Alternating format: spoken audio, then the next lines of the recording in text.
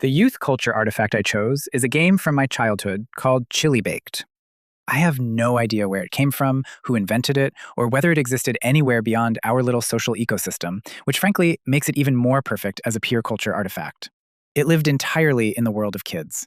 There was no official rulebook, no adult supervision, and no sensible reason for it to exist, which is often how the best childhood traditions operate. The game worked like this. At any random moment, someone could say the words chili baked, and everyone who knew the game had to immediately strike a very specific pose. The best way I can describe it is that it looked a little like an Egyptian hieroglyph, with arms angled out in opposite directions at different heights. The last person to strike the pose, or the person who froze and failed to respond in time, had to make a turkey gobble sound with their tongue. That was the penalty. It was not physically painful, but socially, it was just humiliating enough to make everybody care. What makes this a strong example of youth culture is that the game had both spoken and unspoken rules. The spoken rules were simple. Hear the phrase, strike the pose, and if you are last, gobble like a turkey. But the unspoken rules were even more interesting. First, if someone did not know the game and asked about it, you could explain it to them, but only after warning them that once they learned it, they were permanently in. In other words, knowledge created obligation. That alone says a lot about peer culture. Second, everybody seemed to understand that you could not overuse the phrase. If kids shouted chili baked every 10 minutes, the whole thing would lose its power. So part of the culture of the game was restraint. Nobody sat down and drafted a constitution, but somehow we all knew the joke only worked if it stayed somewhat rare. From a sociological perspective, this game reflects what Corsaro calls peer culture, or the shared activities, routines, values, and concerns children create together in interaction with one another. Rather than simply copying adult culture, children creatively produce their own worlds and social meanings. Chili Baked fits that idea almost perfectly.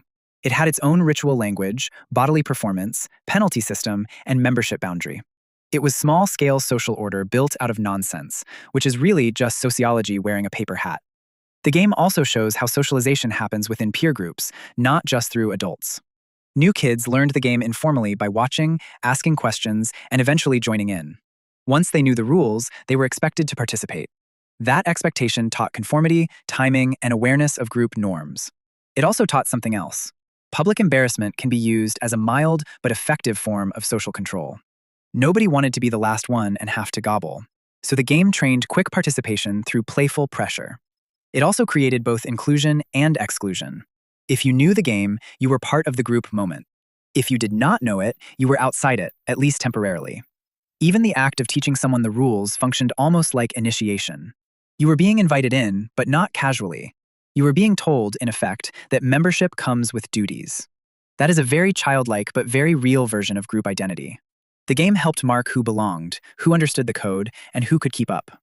At the same time, Chili Baked reveals something important about childhood peer culture. Children do not just invent games for entertainment. They invent small social systems. This game had norms, consequences, timing, insider knowledge, and a collective understanding of when enough was enough. It was funny, absurd, and meaningless on the surface. Underneath, it was a tiny culture with its own logic.